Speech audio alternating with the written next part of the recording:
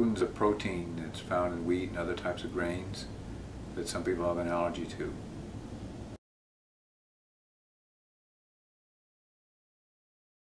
Wheat, rye, for example, most of the common grains have gluten in them. A lot of foods have gluten added as a thickener.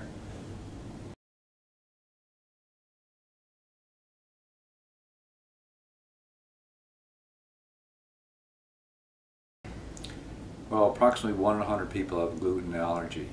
It means they actually have an allergic reaction when they eat gluten. And about 10% of the people in the world have gluten sensitivity, so they have mild reactions, but not acute reactions. And so if you have a sensitivity or an allergy to gluten, then you want to remove it from your diet to avoid having chronic or acute symptoms. If you have an acute reaction to gluten, you might actually have swelling of the throat, you might actually have trouble breathing.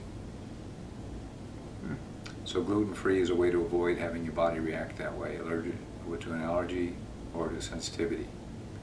But very mild indigestion, hair problems, skin problems, mild problems like that can be caused by gluten sensitivity, which affects many more people.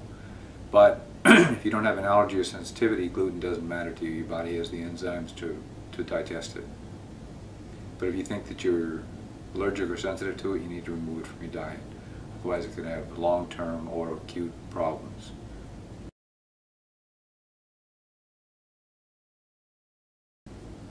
Well, it's specifically important for like breads and pasta because they're usually made with a lot of grain. But a lot of foods may actually have wheat or wheat proteins in them as a thickener. So you have to read the label if you're gluten sensitive or gluten allergic.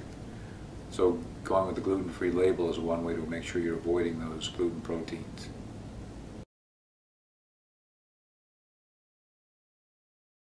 If they have a gluten sensitivity, it may help them. It may help reduce their symptoms. Because some of the symptoms they're suffering from, like mood, skin irritations, things like that, could be made worse if you have a gluten sensitivity and you're eating gluten. So avoiding gluten if you're gluten sensitive or gluten allergic is a really good idea for health reasons.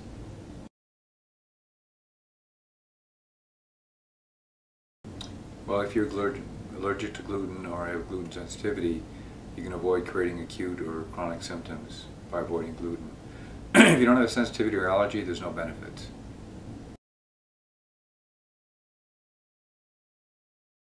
It can create indigestion problems, autoimmune problems, skin rashes.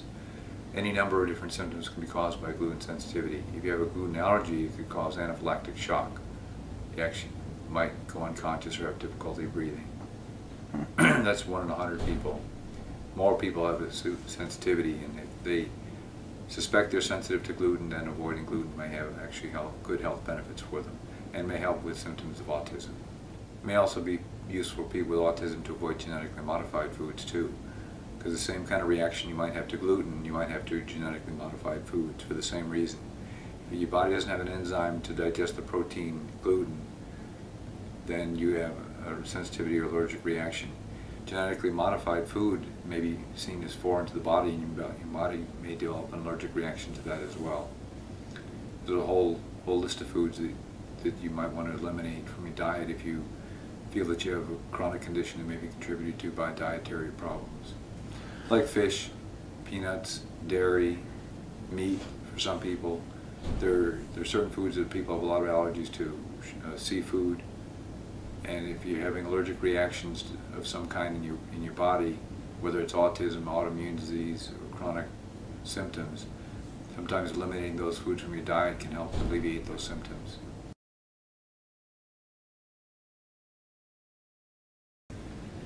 Well, the main reason they've probably discovered that people need to remove gluten is celiac disease. Celiac disease is an outright gluten allergy, which actually can be life-threatening if a person has that kind of a reaction to gluten. So it was the discovery of celiac disease which probably led to the development of gluten-free diets.